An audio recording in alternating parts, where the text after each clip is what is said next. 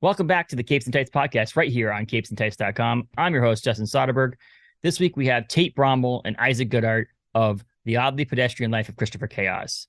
Tate is the writer. Isaac is the artist. It's based on a story by James Tynion IV of Something's Killing the Children, House of Slaughter, Wind, Batman, and so on and so on. Tate Brombal comes in there with credits like House of Slaughter, Behold, Behemoth, Barbalien, Red Planet, and more, as well as Isaac Goodhart's art has been the 2013 Top Cow Talent Hunt winner.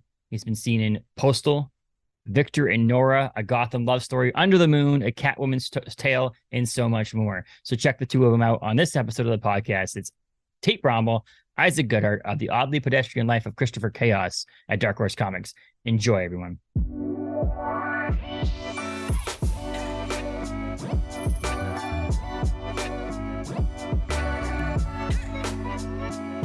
Welcome to the podcast, you two. How are you guys doing?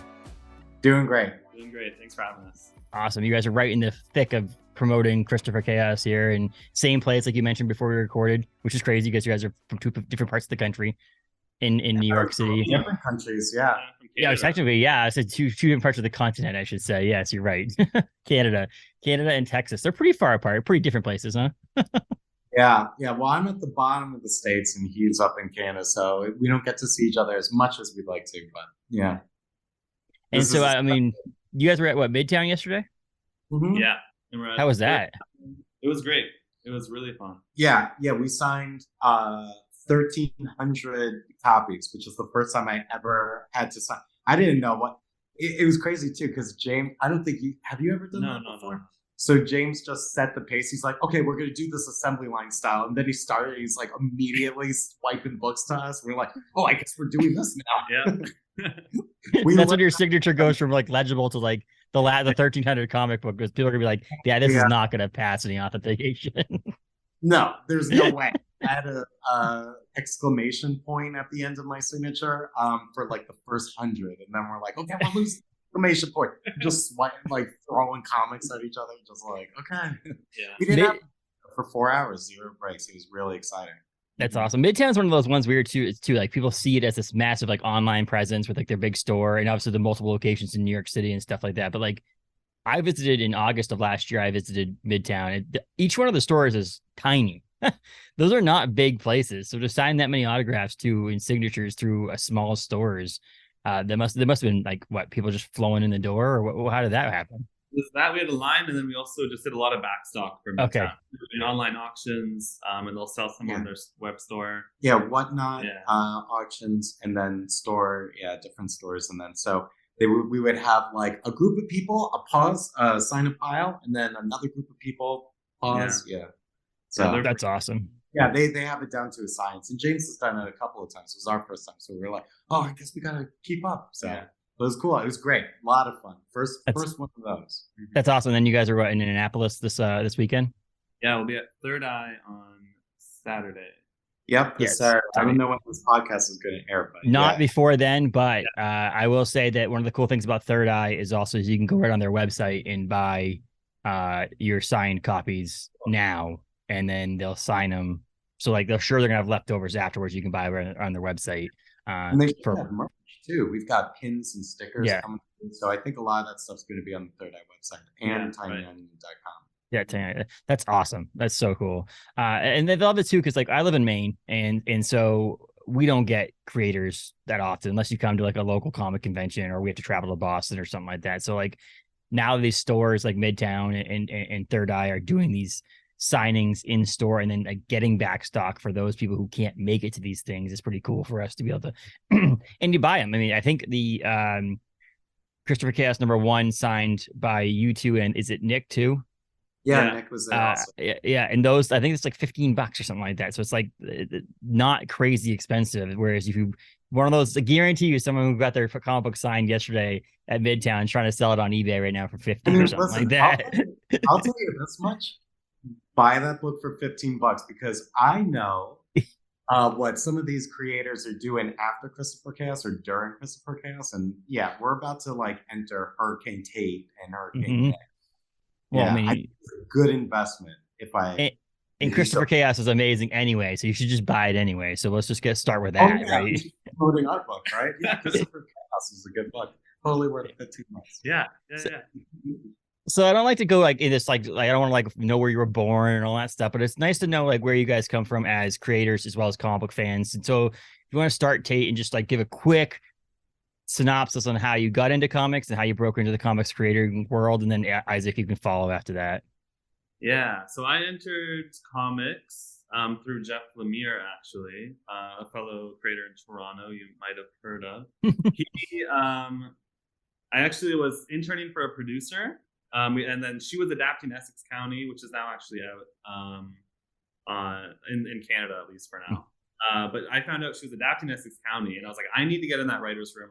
I'll take on more work. I wasn't being paid, but I was like, I just want to be like, I loved comics. I loved that book. And then I found out that Jeff was going to be in the writer's room, and that was insane. And we met, and we just instantly clicked. And like, we talked about comics. We would spend our lunch breaks just walking around the city, chatting comics, DC, everything he was working on. And we got along. So he took me like under his wing and was like, why don't you just write comics if you love comics so much? So I started assisting him a bit.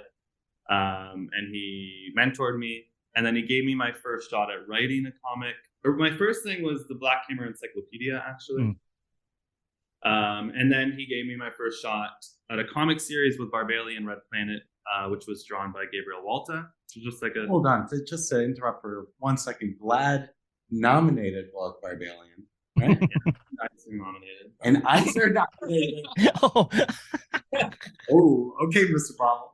Eisner-nominated Barbalien Red Planet. With Gabriel Walta, did Tate and Jordi Belair. But that was my first book, and I loved it. I just knew I couldn't mess it up because I was like, I can't let Jeff down. I can't let all these people down. And then from there, James read it, loved it, invited me onto House of Slaughter. And then from there, my career's just kind of gone from there. I got along with James. James started mentoring me. He brought me in for Christopher Chaos. So that's kind of how it went. Those two mentors are not like, you know. I had a very lucky, privileged entry into the industry. So, and I'm constantly just like, I can't let Jeff down. I can't let James down. So, yeah. Well, you haven't yet. So there's that. It's good pressure to have. So, yeah. It's nice. Yeah. And for you, Isaac? So, so I started in comics through the Top Cow talent hunt that we had, which, you know, everyone who's trying to break into comics knows about the Top Cow talent hunt. I think like a lot of people started there.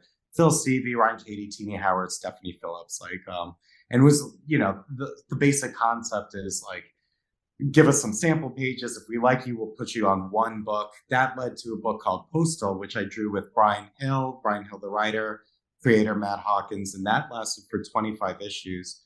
From there, I went to DC, did a couple of the YA books. But James and I met in New York.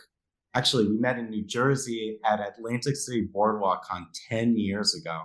I don't remember who said hi to first, but he and I kind of got in at around the same time. He blew up exponentially, and it was like a slower crawl for me. But even when we were in New York, we always hung out. I like dog sat for him for a long time, and I was at a Flame Con event or Geeks Out event, I think it was, and Sam Johns, another writer on House of Slaughter, Sam Johns looked at my portfolio. I was working on Constantine, the YA Constantine at the time. And so they said to James, like, you should look at Isaac for Christopher Chaos. This stuff looks a lot different than you remember. And so, like, because I had just been like grinding it out for years.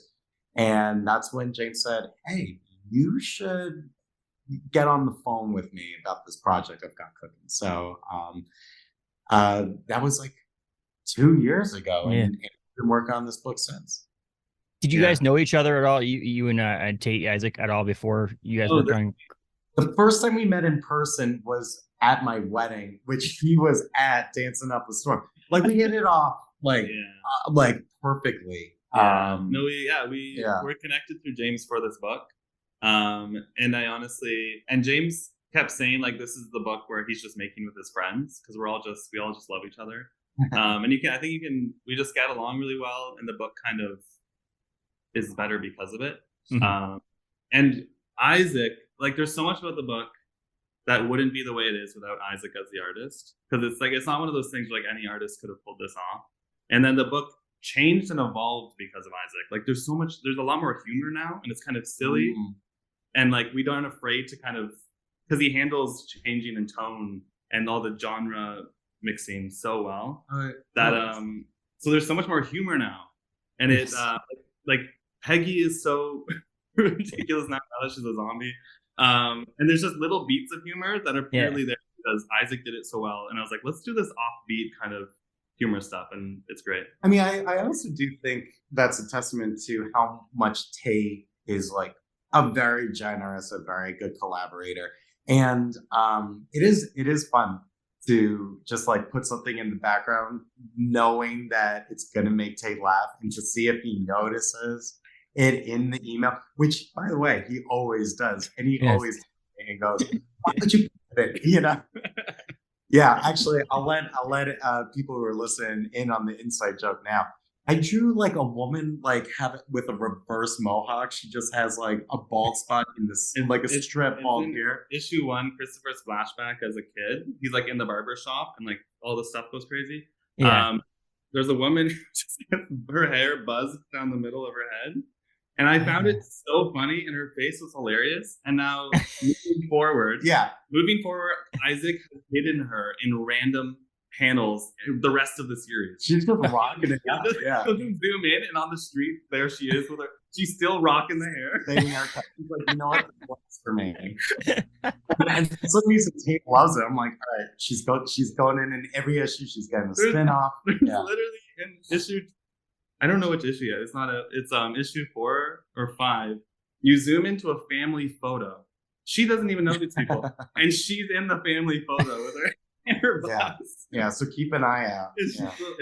Those are the Easter eggs that everyone can look for. But I mean, that's like the kind of fun stuff that, because I've worked on plenty of books. I've been really lucky to work with really amazing collaborators, like through and through. I haven't had like one bad experience in comics. I've been very, very lucky. But the fact that Tate and I talk like nearly every day, we text nearly every day. We talk about, whatever, personal lives, TV shows, book. That's really like really affected how we approach the comic project. So it's been a lot of fun. It's been very different from anything we've done before now. And it helps. You can tell. I think most of us readers can tell when.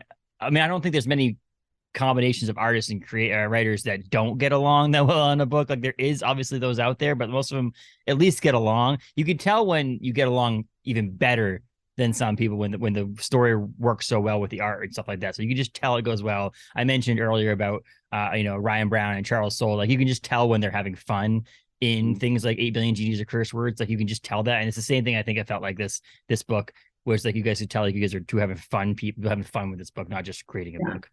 Yeah, I mean, it's exciting. And I've said this on panels before, but I'll say it again now. I can't say it enough. It's the best creative experience I've ever had. It's the most fulfilling project I've ever been on. Working with your friends is a completely different experience. It is one of those things where it's like, I get to do this for a living with my friends, so it's been fun. It's been great. I tell you what, I don't think I've had a moment in a comic book recently where I literally exclaimed out loud. I read mostly in bed. My wife's like sleeping, and I'm like my iPad, and I'm reading with it because it's like there's a backlight on it and stuff like that. And I don't know if I've ever I actually was like, oh, when what happened to the pigeon? What happened to Peggy? Like, I don't want to spoil it for everybody, but like, there's just something that happens to Peggy that I'm just like, oh shit. Perfect. That's what we wanted. Yeah, that first issue could be a little relentless if you're not. What we just put Christopher through the ringer. Poor Christopher, but yeah. Well, it's funny too because I feel like it's two reasons to that. There was twofold to that. One was it's a crazy different moment, but also the twist I thought was you thought that Christopher was talking to you as the reader. I feel like I thought, okay, and then the twist was, oh, it's not you, it's Peggy. And then something else. I was like, wow, it's like back to back like twists that I was just like did not see coming. Yeah, well, she was funny because the way I structured it, I don't even know if you know this, but originally we were going to release the comic in 8-page chunks. and I knew that if we're going to do that, every 8-page needs to be a twist, just so people will keep coming back to read. So if you look at the issue, like when you realize he's talking to a pigeon, like that's the ending twist. When what happens to Peggy happens, that's the ending twist. So that's why the issue is just a roller coaster. So then we release it all in once, and you're just like, oh my god, so many ups and downs. But it was because it was supposed to have a different release structure, and then we're like, no, let's just release the whole thing. So that's why it's like that. But it's fun. It's a journey of a first issue, which I love. Which is funny too, as you mentioned, it's a different 8 pages. Then it's like now it's gonna be a mini series. Now it's gonna be an ongoing. So it's even changed even further than that. So now we have more story to tell than the original series. I mean, it just keeps unfolding. I'm really proud of the first issue, but truly, every issue is like twice as good as the one previous. Like issue 2 is twice as good as 1. 3 is twice as good as 2, and it keeps going until the climax, like the final issue of the first arc. And they're big, meaty issues. They're 32, maybe 34 pages each. And by the time we get to, because I'm now currently working on issue 9. So we've got 6 in the can, fully done. And yeah, the finale of the first one is really, it got so big so fast. So that's what I'm excited about. Like, first issue is always like the biggest splash, but man, when that first trade comes out, it's gonna be Well, the way it was kind of designed is the first issue is very much just Christopher and his world, and it's all through his eyes. Issue 2 immediately opens up to another portion of the world. We meet more supporting cast. Issue 3 gets even bigger. So every issue, the world gets bigger and bigger and bigger, which is fun, and it really ramps up with excitement. Yeah, it's the biggest, like, as far as scope goes, it's the biggest thing I've ever been a part of. Yeah. You mentioned also the idea that having you're on issue 9 right now. One of the questions I had written down was, is it different going into this, knowing that the 3 issues came out on Substack first, so like they were basically mostly done going into this release for issue 1? Like, does it help being that far ahead? It helps, I think, in confidence, because we've already done 6 issues completely, and we are so confident in them. So now it's just like the world getting to see them. I've worked on books where like issue 1 has come out, and I'm still writing like issue 4, and I'm like hearing what people think already. But we've already locked like the 6 first issues, so we're like confident in them. We know, we believe in them. So I think it helps with that. I mean, this is like more of a logistical thing, but you could go to any store and you can say, listen, like, we've got 6 issues done. They're going to come out on time. Yeah. You know, and that's what stores want. Right. And so like, we're a monthly book, and we're like telling retailers, no delays, not for the foreseeable, not for the first year, you know. Yeah. So, and it feels good to be able to do that. I have worked on books where I've also been the problem, and I go, sorry, everyone, I'm slower. But, you know, like this, now with the lead time and with the Substack thing and Dark Horse's schedule, everything has been working out really smoothly. And yeah, you mentioned Dark Horse. You were the Dark Horse editor on this book. I mean, obviously, you have Greg Lockhart, who was the Tiny Onion one, but like Daniel Chabon is amazing over there too. So it must be lovely to work with Daniel on this too. I know Daniel from Black Hammer stuff, so I already have this with him. So it was nice to kind of, and because Dark Horse published my first book, it was like nice to go back to them with this book too. Daniel's an all-star in my opinion. He's been on the podcast. He's a great dude. Awesome. We've already started talking about the book and going into this book, but Tate, do you want to give an elevator pitch on it too, so if those who don't know what the book is about can learn about it? Mr. Writer. I'm so bad at this, but it's basically about a teenage mad scientist who has always struggled with how he fits into the world. He's a bit of an outsider, and he's lived his whole life kind of bottling up that madness. And then he realizes that he might not be so alone, that other monsters exist in the world, and there is a cult of monster hunters who are trying to keep them in the shadows, and keep the world normal. That's pretty good. See, you're a writer. It's exactly Sold. Sold, exactly. I'm gonna buy it now, right? It's very like Buffy meets Invincible is the kind of vibe. So it's got that some high school drama, but like monsters, monster hunters. But it's like we don't hold back on the gore, some of the mature stuff, the swearing. So yeah, and it's got it's all the genres. Like it's funny, it's horrific, there's action, there's melodrama. So it's really fun to just play with. I love that it has all that stuff in it, and it still has that, like you mentioned earlier, the slight bit of humor that's in it. That just like, it's not like cracking jokes, but funny moments and things that make you giggle a little bit. And one of my ones is just when he's walking out of school and it says, "I'm gonna just do what I always do, is blend in," and he's like yellow hair or blue hair, yellow jacket, like completely different dress than everybody else. And the best part is that he thinks he's lying. He's like, "Oh yeah, this no notice." No one's gonna notice. I ever seen Grandma's Boy, where the dude in the black long jacket, the guy, the video game designer for the movie, the game, is like standing in the hallway and he's like hiding himself with a jacket, and he's like, "Oh, dude," and he's like, "How did they see me?" That's Christopher Chaos right there, walking out of school in a bright yellow jacket, thinking he blends in. But yeah, it's a unique story, but a story that, like I said, it has that similarities, in my opinion, to like trying to be a normal person, but also being quote unquote superhero of sorts, like a Spider-Man trying to like live regular life, but also knowing that you have a greater responsibility or other things that you need to do. And that's what's cool about it in that sense too. And you mentioned the woman with the reverse mohawk and hiding those things in there. That's a benefit you get from working with creator owned or creator driven products to it, or projects, is that you don't have to answer to anybody but you two, James. Like, that's you to answer. So you can do what you kind of want with these things. So like if you were drawing a Superman book and you tried to put this person with a reverse mohawk in every issue, someone at DC would be like, "Okay, you can't do that." You can't do that. Well, at least with this creator driven stuff, you can. But I might try just to make Tate laugh if they ever give me the book. I don't know. I'm gonna see it in somewhere. I just think that, Isaac, you told someone, and some other artist is now doing it in their own book. I'm gonna read a Spider-Man book and see someone put it in a Spider-Man book. I promise you, this trend is gonna take off. How late into releasing the book did you find out it was gonna be an ongoing? Like, did you guys know that almost immediately when you were with Dark Horse, or? Yeah, we were always hoping, and James and I were always planning, like, this is a massive world, there's a ton of story to tell, but it was always kind of left up to how the public, how it just worked out at Dark Horse. Mm-hmm. So yeah, when it was announced, like, we found out around that time. So we knew it was going to be this first 6-issue arc. We didn't know what the future looked like. So yeah, it was really incredible. Yeah, I mean, I think it's really one of those things where just the story, and I was talking about this earlier, but I think the story is just evolving so organically. James flew Tate out recently. When was it? February-ish, yeah. And it was just to like brainstorm the future of Christopher Chaos. And I was living in New York at the time too, so I popped in here and there for like drinks with them after they'd be done, mm-hmm. like mapping out the future of the universe, stuff like that.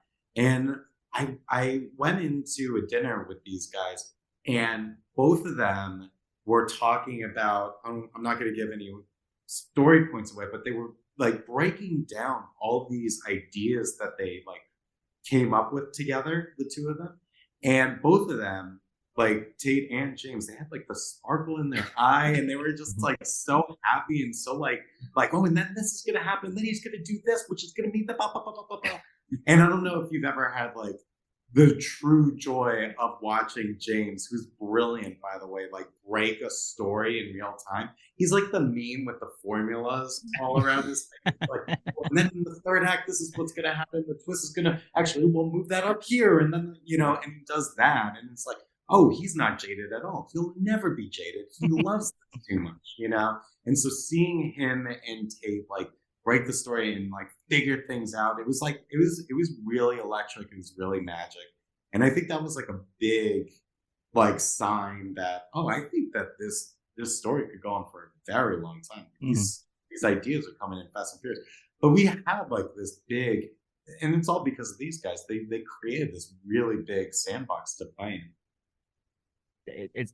So speaking of James, you mentioned James. So it's a story based on James Tynion's story, obviously, and Tate, you're writing the script for it. How much? You mentioned the whole like having these meetings, these big. Is James basically on the big picture stuff that, or do you like have to submit scripts to James and say, hey, does this work for you, or so on and so forth? Like, how involved on a issue by issue basis is James? So the idea, I think James originally had the title before he even had the story. I think it's something he came up with in college, where he just had the oddly pedestrian life of Christopher Chaos, and he's like, "That's a great title. I want to do something with that." And then he worked up a pitch on his own, like a few, I don't know when, years ago, and he had an idea for what he would do. And then when Substack happened and he had an opportunity to create a new book, he kind of dusted this pitch off, shared it with us, shared it with me, and was like, "Here's the original story idea I had. You can take this and run with it, and like do your own version. See how it inspires you. Take it wherever you want." So I did that. I went away for like a month, did a bunch of research, read a lot of monster books, and then basically came up with a big document of like my own take on the story. So it was all like inspired by his original idea. And then I pitched the first story arc, and what would happen. Originally, it was like a different villain. And then at some point, we're like, no, it needs to be, we landed on doing like the cult of hunters, who we'll learn more.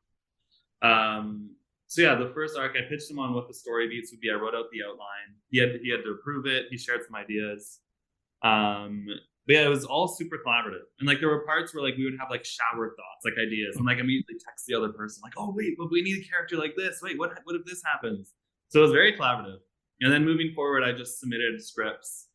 And then when he flew me in to do the story breaking moving forward, I had a bunch of ideas already. And then he shared, like bouncing off of my ideas, he came up with a lot of solutions or more questions or more ideas.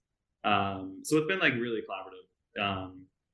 Yeah. So I remember one issue, I think it was around 5, maybe 4, and you had like some kind of crisis about the pacing and the structure. And so you went to James and you were like a little bit worried, but James was like, "Oh, we'll make it work." And that's another thing that's like so cool about working with your friends versus working with a big company. Yeah. Like, very generous. Yeah. Yeah. Like, yeah. Yeah. So, and again, that's just another situation where the story just got really, really big. And also sacrifice quality for format. Yeah, it was like the beauty of creator owned as well. Because originally the first arc was 5 issues, and I was getting to the 5th issue, and I was like, "Oh no, I outlined too much story. This is not going to fit in the 5th issue." And James was like, "Well, if we need a 6th issue, let's just do it." So now the first story arc is 6 issues because the story was so big. We didn't want to take shortcuts. We wanted the character arcs and the action beats to have the space they needed. And don't forget, every issue is 34 pages, 32 pages. So we added a whole other issue just to like really sell this first story arc. Yeah. It's funny how you mentioned how long the issues are too, because I have a book club at my local comic book shop, and this past month we met Tuesday night, on Wind. We read Wind. And people were like, "Oh, this is a great book." It seemed very long. I'm like, "Yeah," because every issue was like 60 pages long. Yeah, that's it sounds like it's just a trend here on these things. I'd rather comic books, if they're going to go up in price, though, I'd rather have them be longer. I mean, I think Christopher Chaos is $4.99. It's because you're getting the longer book. When they start to go $4.99 and they're still 22 pages, that's when the problem's happening. Yeah. But it's a queer supernatural story. Was it very important for the book to be released in June during Pride Month, or did that just happen that way? No, we definitely planned for that. We held off until I think it launched on Substack in Pride Month last year. Mm-hmm. So then going to print, even when James knew that he was going to be doing books with Dark Horse, we had pre-planned like June will be the month that we really push Christopher Chaos. Actually, Tate, could you speak on horror, the genre, in the queer community? A little bit. My co-host right there, Isaac. Goodhart right there. You and me, we have this podcast. Yeah. Well, I think a lot of it is just like how a lot of queer people see themselves in the monsters from classic horror films, just like the outsider who is. Even like Frankenstein's monster, who is clearly such a sympathetic character, and just seeing how the world reacts to you, like the normal worlds, the pedestrian world. So that's why horror has always been so beloved by the queer community. So this book has become a love letter to horror, like and all the classic horror monsters, the genre itself, and then just for I don't think the metaphor is that subtextual, but it's very much like the monsters are a stand-in for like just the queer community and like how the world treats us as outsiders, and finding your own worlds or finding your own home and other people like you and creating your own spaces. So yeah, this book is really like a love letter to a horror, the queer community, because there's so many queer nerds, and we need more books for us. So, and the subversion with all these classic horror tropes is that here are all these like monsters that you have known for your entire life, but we're retelling everything through the queer lens. Mm-hmm. So it's very interesting to see how everything's getting remixed through Tate and James's point of view. I love it too, and I it's weird how this episodes are going to release. I just recorded earlier today with Jenny Wood, who wrote Paper Planes over at Maverick at Mad Cave. The main character's non-binary, and we talked about the importance of that and how these books are not like it's not a story about Christopher Chaos being queer. It's a story that happens to be your main character is in that sense. So like it's a difference in walking down the street and going to the grocery store knowing that there's non-binary, queer, straight, all those people in that store, if they're in your life. So why not put them in the contextual part of a comic book? Like it's just, that's part of life, and we need to have that in more comic books. And I said the funny thing is that I feel like it's so great that the comic book community is so mostly open to this, because we all are, and I think the reason is because we're all closeted. We were nerds, like we didn't want people knowing that I liked comic books my entire high school life. Like I was like, oh, they cannot know this. I need to be a jock. I need to be, this person. I need to be this different person than I actually am. But that there's such an opening and accepting community in the comic book world that having stories like Christopher Chaos and this other book, Paper Planes, and so on, Wind, I mentioned earlier, all that's just great to have too. So I also think that we can all relate, and this is exactly what you're talking about. We can all relate to the feeling of being an outsider. Like no one feels like they're part of the group, because I was listening to Neil Brennan talk about this on his podcast recently. There is no in-group. There is no popular crowd. We all feel like we're on the outside, and this is a universal theme. It doesn't matter what you identify as. You're going to read Christopher Chaos, and you're going to see yourself in any one of the hyper-realized, very grounded characters that we created. So that Tate and James put on the page. So yeah, absolutely. It's such a great book. I was able to. I was a Substack backer on I don't know, backer subscriber or something like that. I don't know. I have my gold foiled James Tynion and Tiny Onion stuff. Yeah, it was awesome. So I was able to read it obviously in its initial form a year ago. Revamped, was able to read the newer stuff now. Obviously the coloring is different, right? Is that true? We recolored the book. With was it Miguel Muerto? It did the colors. Nick Robles obviously did the covers of Behold Behemoth fame, right? Adita Bittaker, all-star letterer. So this the whole team on this thing is insanely great. So it's one of those things, and obviously with James's name be attached to it too. It's awesome to have that all-star team, and it's so exciting to see it continuing on as an ongoing series. It's so exciting. Yeah. I mean, I think also when we first started working together, and maybe this is projection, but I think once James saw how well we worked together, he was like, oh, okay, we're on to something. I think that's a bit of it too. So, and going back to revamping the first issue, I did redraw a lot of those panels. So definitely give it another look. You can compare. I love doing that with Brian Bolland's The Killing Joke. He went in and drew a couple of panels, which is so fascinating to me for so many reasons. But he recolored and redrew some panels of Killing Joke. So if you look back, you can see what he decided needs to be updated. That was Ryan Brown said the same thing when he was on the podcast talking about curse words. When they put out the omnibus of curse words, he went back and looked at his early curse word stuff. He's like, oh God, I can't believe I put that out there. And I was like, obviously we're all our own worst critic, but like he put it out. He's like, I got to redraw this, that, and the other thing in the first couple issues. So the art in the actual omnibus is different. on the first few pages than it actually is in the comic book form. Yeah, Phil Jimenez, who graciously yeah, with a beautiful variant cover and is continuing to give us variant covers throughout the whole first arc.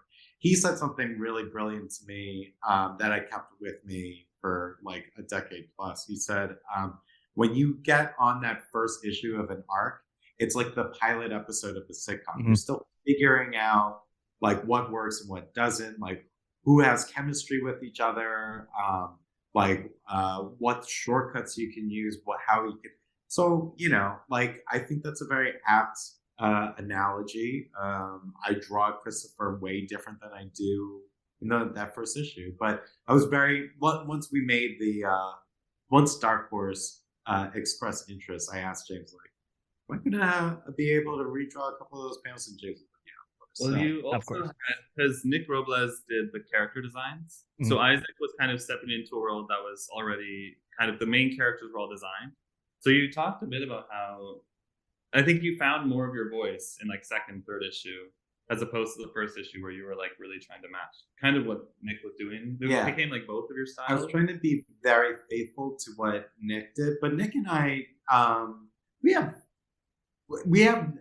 very different, I guess, like inclinations art wise, or different approaches. Like he draws hair very differently than I do. So it took me a little bit of time to really get the grasp of how to draw that like blue anime hair. Mm-hmm. But I think I landed on something that like is a nice compromise. It just took me a little bit. Yeah. And the coolest thing, because the first 6 issues were like drawn across a year or so. Mm-hmm. Yeah. So like seeing Isaac's work in issue 1 versus what you'll see in issue 6 is incredible. Like he was leveling up every issue where our responses to new pages were like, how are you getting better? Right. Yeah, it was like so like issue 6, it's just like it's incredible. Yeah, but I don't think I can understate how big it gets in scope. Like we're building a whole world, a whole new world. So it starts off pretty tame, pretty grounded.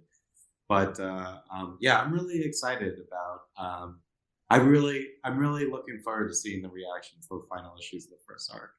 That's awesome. Is Nick Robles going to do covers across the board all the way, or is it just for now? That's the plan for the foreseeable future. Is he's doing the A covers. Okay. For the first arc, he's been doing A and B covers. But after the second arc, moving forward, he's going to be doing just one cover. Okay. Because he's done so much for us already. So. And we'll. I don't know if I'm going to get in trouble for saying this, but I've been in trouble with James before. It's all right. But we've got tons of variant covers that I've seen that no one else has seen, and they are remarkable. So stay tuned on that. Some people that we got that guy look at my work and draw based on my thing. That's crazy. So I think that's been the coolest thing about working. James is bringing in some heavy hitters. He's got connections. Yes, exactly. Right. That's the big thing. And James knows the market of variant covers very well. Very well. No, he has a business brain. Like that's you get a handful of those every generation. So like, you know, like Todd McFarlane was one of those guys. Jen Bartel is another person who just like these people that can say like, oh, the industry is going to be here in 5 years. The industry is going to be here in 10 years. So we got to do A, B, and C to ride the wave. James is that guy. And like bringing in Tate and Isaac to do a book with, right? That was it. You're looking ahead. Right? Yeah, that's a backdoor compliment to ourselves. Yeah. If I want to make a book successful, I got to bring these people in, and we'll make it successful. Future exactly right. It's a great book. I'm excited for it to continue on. I will say that I'm excited for you guys to sign at I mentioned at Annapolis at Third Eye. One of the books you'll be signing, I have already purchased because I cannot be there because no one can see it. But behind the wall up here are issues from creators that have done the podcast that are signed. It's kind of a collection of the people there. So the easiest way to do it sometimes is just do things like that. Like, okay, Third Eye, grab it, have it mail it to me, and I have it up the wall. So I'm excited for that. So that'd be cool. And the issues are coming out fast and furious. You're right, because issue 2 will hit July 26th, with issue 3 hitting in August, towards the end of August. And we got a second printing too of the first yes, issue. You do have second printing of the first issue with a green background, right? Is the second printing with the first? Was it the first cover of the Substack? Was it green, or was it always that same color? I forget. No, it was always the same color. Yeah. Excuse me. That's awesome. Yeah, the green one he did for the second. Yeah. That's awesome. Are you guys flying out to Annapolis tomorrow or Saturday morning? What's going on here? Is there a couple more days in New York City to do some fun things around New York, or what? We've got the Chaos Mobile. Multiple Eisner award-winning writer James Tynion is driving us to Annapolis. I know, how much more surreal can life get, right? Did you win the lottery and getting him on a rideshare app or something like that? Yeah. Well, we might pick up a couple of hitchhikers on there. We'll see. That's amazing. One thing I wanted to say before we finished up here, because I would love to get guys taking the time out of your day to talk to us, is page in the middle of the book. There's a halfway through the book of issue 1, basically 17 or 18, that's swirling on the page. What page is that? When the yes, that is it's one of my favorite pages in comic books in recent years. I'll tell you that right now. Wow, that was all him. It was so beautifully done. I said, do something cool on this page with the layout. And then that came in and we're all like, what? How does your brain work? Yeah. We do that a few times.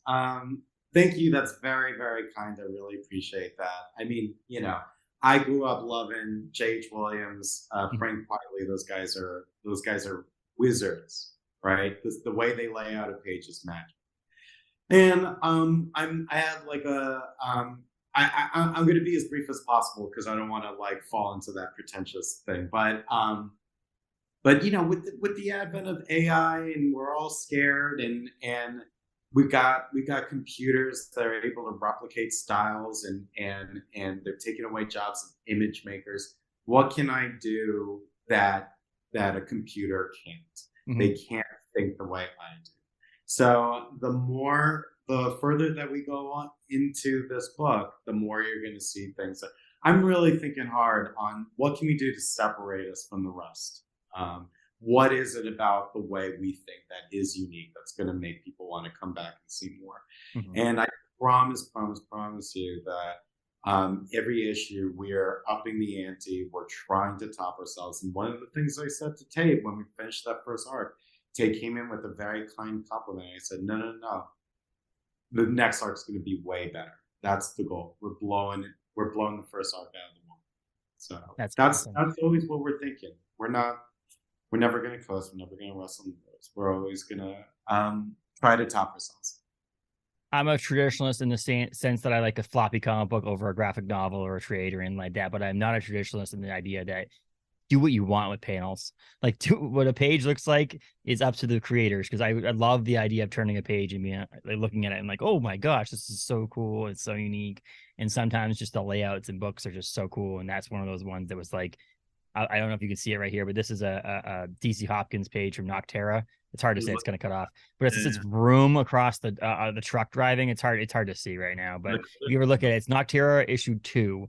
It's about halfway through, and there's a truck driving, and it says "room" on this truck. It's just one of the coolest lettered pages I've ever seen. So I literally bought a second printing of it and split the book open and put it in a frame.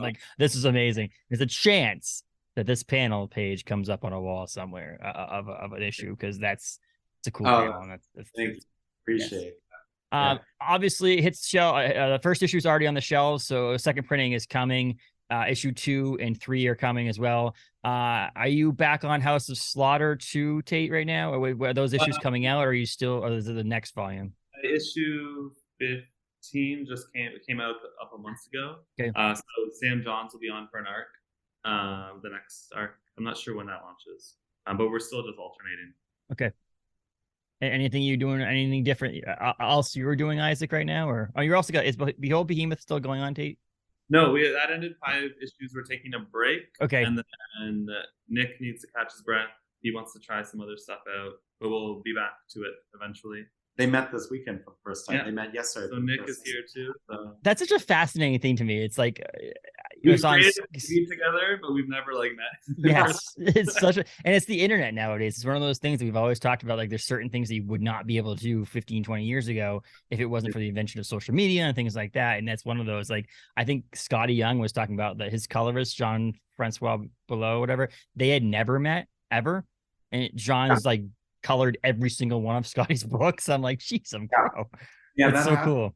That happens. Yeah. That's awesome. But Isaac, anything else you're working on currently too, or is it just this right now? Well, Christopher Chaos is definitely taking up most of my time. I might have a couple of covers in the works from other publishers. We'll see. Stay tuned. But I have a Poison Ivy short story that came out recently in Legion of Bloom anthology, and of course you can check out all the YA DC graphic novels. If you like weird layouts, then Constantine has a bunch of them.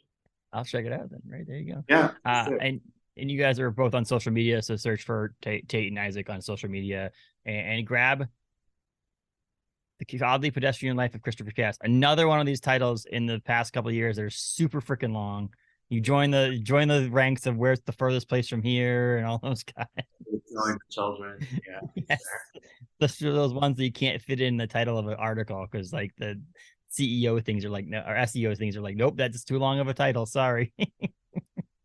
But grab the book at your local comic book shop, or like I said, if you have the opportunity, you want a signed copy, check out Third Eye's website, Third Eye Comics in Maryland, because they have signed copies coming from the two of you. Plus Nick's going to be there too. And James going to sign that one too, or is it just, do you know?